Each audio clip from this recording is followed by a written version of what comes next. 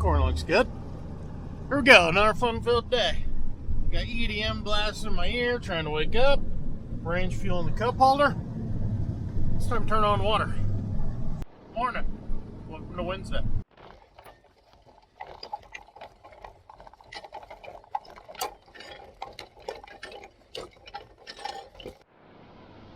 Little low, but we'll let it balance out for a little bit.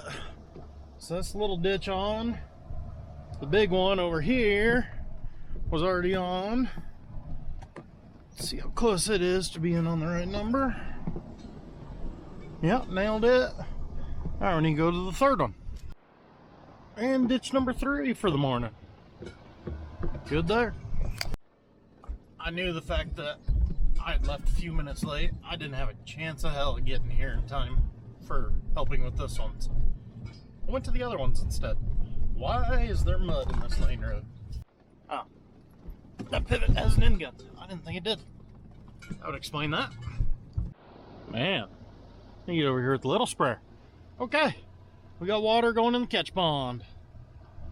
Go double check the other one and then find us some breakfast because I'm out of burritos at the house. On just a completely random side note,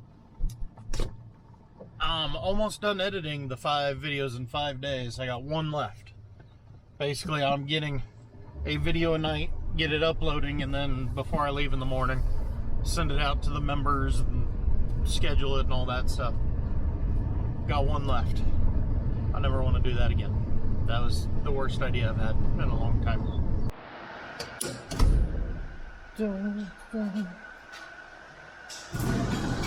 All right, got 45 acres.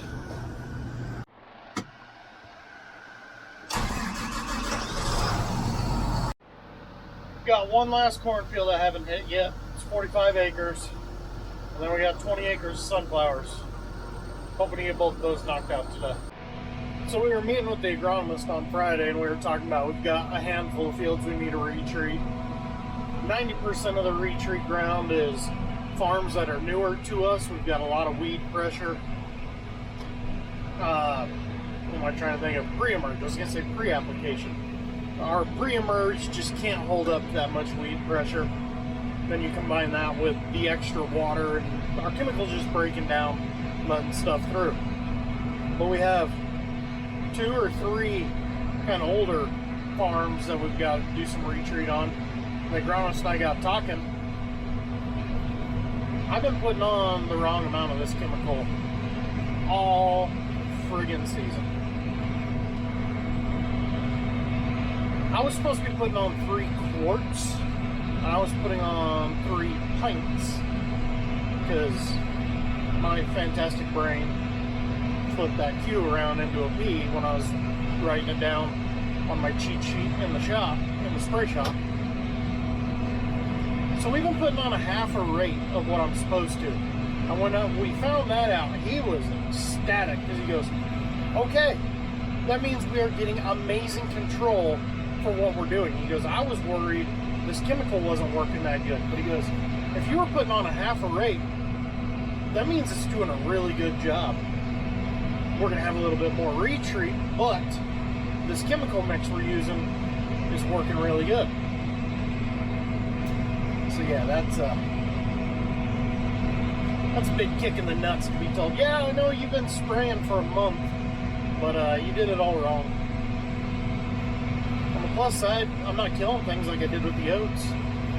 We're going to leave that open for now. I got it all rinsed out, but I need to do a triple rinse because we are done with corn herbicide. Oh. I need to get spray maps over to one of the fly boys and the other ground rig guys. Did I talk about that on Monday? Everything on the other side of the river we didn't put pre-emerge on because you can't really do it on flood ground unless you can time out a rain perfectly. Frustrating part is we actually did, but we didn't think about it. So now we got a whole flush of pigweeds and kochia coming in our corn over there. Well, my sprayer being as heavy as it is, we don't like spraying that because it ruts up the field. Well, the local guys have 2 really small spray coupes, so we're gonna have them spray everything in there. So I got to get them maps for that. We haven't even moved moved all last year's barn hay, and we're already moving this year's outdoor hay. God, that price sucks. Not much we can do about that, though. What the hell were we talking about? So, we're gonna have the ground rig guys spray all that, so I gotta get them maps. We got some corn retreat, like I was talking about earlier, on the newer farms that there's too much weed pressure, keep it at bay. Get that to the fly boys. But first I need to get a rake going, but I think now I gotta load 2 hay trucks here in like half an hour. Oh hell, I can start raking right here. Got things beeping everywhere. Okay, so it's arms. The arms are armed. And open. Haha. So I think that goes to like a 7. No.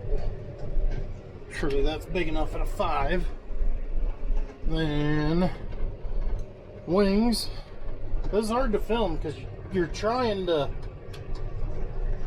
move while you do all this. You have to move to open the arms or you'll break something or blow out the tires. But then the wings, it's easier on them. I need to get out and check this before I get started. I'm mainly, so baling Monday night. Actually, we had nothing last night. Baling Monday night. Rakes were having a hell of a time getting them put into the row. I don't know what the deal was, if one of them wasn't going down all the way. Can't get my phone to go in my pocket. But it was a nightmare for us in the balers, so I wanted to get out here and double check before we have another bad night. So we are just a touch early. It's not quite dry enough yet. But I was wrong. 7 and 7, so it gets it out there wide enough that if this row moves, you're not going to leave a strip. Because the 2 problems we had baling the other night was hay not getting raked. Like it was set up too narrow. They were missing hay on the outside. And then it's like the rear wheels weren't making enough contact. And it was straggling out hay from like over here, clear over there on each side. You want to piss off baler guys, have them chasing random crap at 2 a.m. That'll make angry baler guys real fast. Cameron and I baled from 2 a.m. till 5 a.m. technically Tuesday morning. No, Monday morning. No, Tuesday morning. We were angry at the end either way. Okay, that rake's set up, running like a champ. Talk over to the shed here, get the other one. See if there's anything wrong with it. Now, I do know 2 things wrong with it from what was that? Friday. Yeah, it's when I was raking when I was supposed to be in Dodge. The AC freezes up after about 30 minutes. Then becomes a hot, muggy mess inside there. And the hydraulics are a little touchy.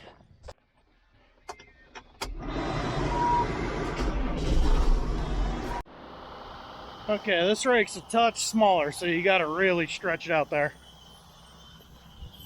Well, it's gripping the ground good, because I can see where it's scratching. We're getting the windrow completely up. That might be the problem though, they're just a touch high. That one, it's down in the dirt just slightly. These back 2 could probably be dropped slightly. Yeah, that one's missing by 2 inches.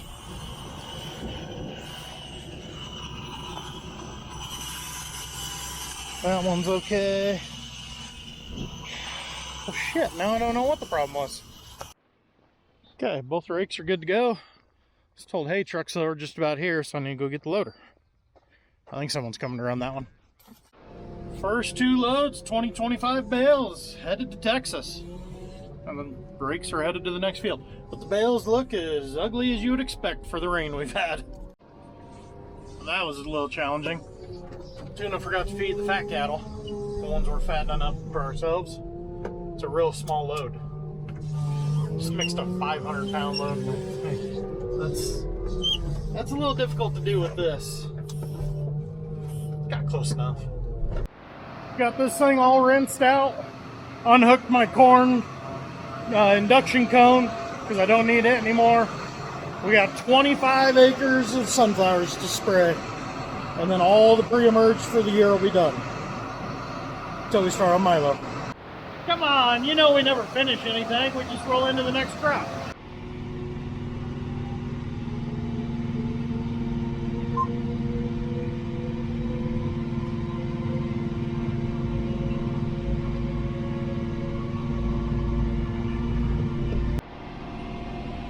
Like 10 minutes later, now we're headed back. I felt bad. Bart and Cameron are cleaning out the row planter. I'm sitting in the air conditioning of the sprayer. So I was like, I better go help them real quick before I start zigzagging around. So I got there, I cleaned out 4 rows. I can say I helped. I did my part. Hey, Hector's not stuck no more. They're fixing a lane road over there. The belly dump, it got stuck. But the sunflowers are spread. Okay, we got a crap ton of spray maps to turn in. 3:30. Hopefully by now everyone's back at the office, so it'll make it easy. I didn't do this earlier because I'm like, nobody will be at the office because everyone's out spraying. Made sense to me.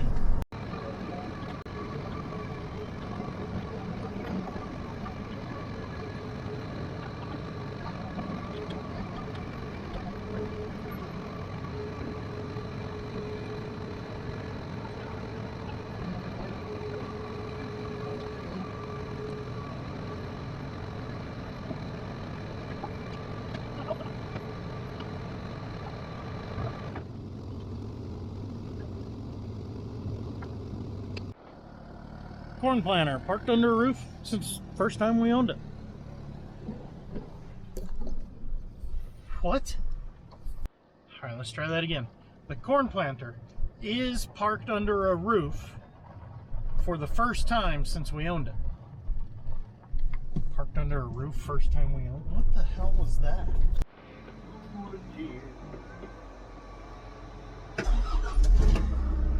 Everything moved out of Cameron's way.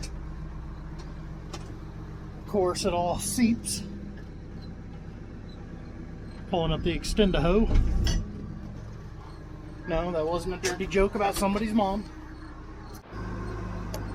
I'll just shimmy this over here.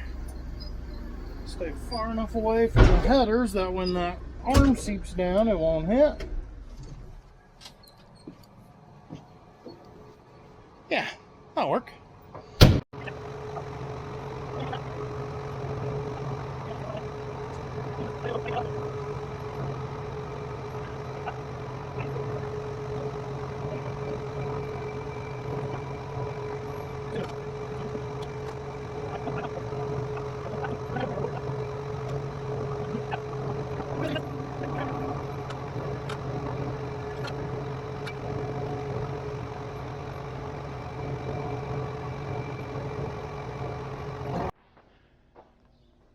So when we bought our 335, we bought the silage blade for it and pushed a bunch of silage. And then for some odd reason started having trouble with the front end. So this tractor's actually never had this blade on other than to bring it home from the dealership when we traded. And they had to move all the brackets over. And then out today. Camera got the cab all cleaned out. Big things coming. Them are some big windrows. There's going to be a bale or two in that field. Looks like Junior's got about 10 minutes to go and he'll be wrapped up for the day. Pushing like crazy today and tomorrow to try and get everything we can cut. Because starting Monday, there's a chance of rain and the temperature really falls off. So there's definitely a front coming through. We want to get as much done before then as we can. So we've got a ton of hay on the ground. Cameron and I are going to have a very long 4 days, 5 days until then, starting tonight. Look who is feeling up for going for a ride tonight. Harley, you got any words of wisdom for the people? Well spoken as always. Where it's summer and I'm not around the shop much, I don't want to take him like I do in the winter, and he hasn't wanted to go. One, he's getting old. He's 12 years old. I mean, he's an old man. But two, even this winter when I'd take him, he'd run around for an hour, then come find me one to go home. So where I'm not able to be around. I'm not comfortable taking him and then just leaving him there all morning knowing he doesn't want to be there. So he has to settle for some evening drives where we just drive around and check on all the farms. So something pretty cool happened this last week I wanted to share with you guys. So I'm standing here on Pond Bank, obviously. Pivot right here. That's the pivot where I smashed my arm in the windshield of the side-by-side and then had to pull it out with the little orange loader, if you remember that. Well, Senegar reached out to me.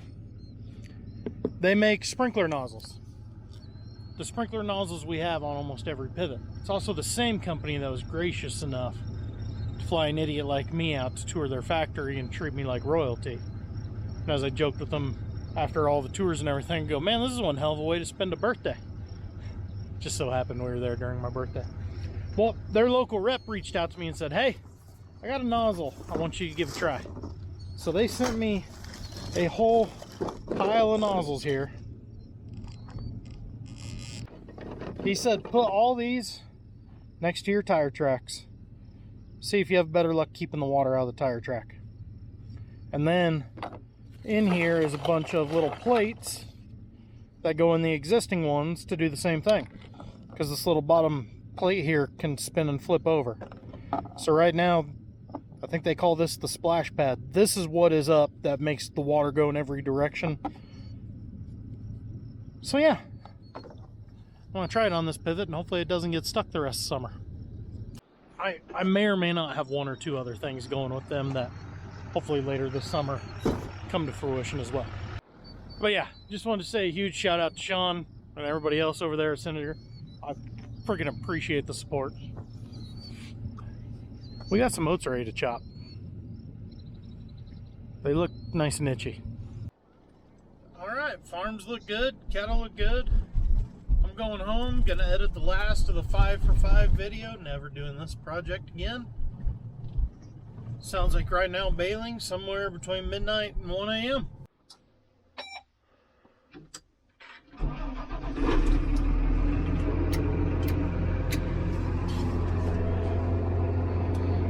Be friggin' hot. If you can't read that, it says 10:45.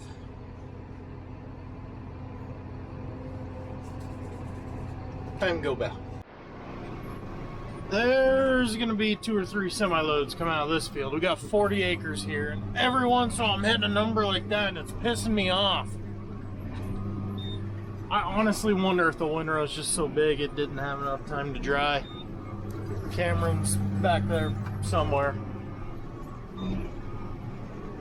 Oh man, that's driving me nuts. If you don't know, bales, if you put them up with too much moisture, you want just a little bit, but not stem moisture, you want dew moisture. There's a very big difference in the two. Stem moisture is when it hasn't fully cured and dried out. So what you want ideally is for this to lay, completely dry down to where it is bone dry, and then bale it with a little bit of humidity to get everything to stick to it real good. Not too much humidity, a little bit. Stem moisture or way too much humidity can start to create heat inside that bale when it's compressed so tight with no air.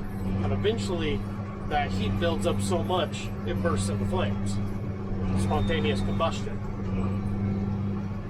There's a handful of fires in the valley every year from it. It's one of those things. That's why it drives me nuts trying to get it just right. I probably fell asleep at 9 o'clock tonight and woke up 3 different times checking the weather, trying to make sure we came at the right time. And based off of what the weather is telling me and what those numbers are telling me, I'm worried we have a touch of moisture in these windrows. But it's already raked, the sprinkler is off while the pond is filling, waiting for this to get out of the way. We've just got to get this hay put up. We'll see what it looks like in the morning type of deal. See, there's Cameron. We've been sitting here joking on the radios. By the way, Midland radios, super friggin' handy for a baling crew, especially when you got rakes out here, not having to make 7 freaking phone calls trying to tell who to go where to do what to do this. You just holler on the radio and everybody's on the same page. not a sponsor yet. But we've been sitting here talking on the radio that these numbers make no sense. And then also commenting, we keep seeing flashing red and blue lights somewhere. So somebody's having a bad day. That was insane. 90 bales off of 40 acres. And based on the numbers, those things are bricks. I mean, it's field 2, but as you can hear by the chirping, our humidity is sky high already. I just called the airport weather. It's got to, if it's in the 60s there, it's got to be in the 70s out here. Normally we're 10 points higher. We'll pick up the end rows and make a pass or two, but we might have to just leave this till sunlight tomorrow. Well, that was miserable, but it's done. 77 bales on 34 acres. Not bad. Just wish they would have been better quality. You can be quiet any time now. You don't have to keep chirping all night. Guys, I'm going to bed. Catch you in the next one.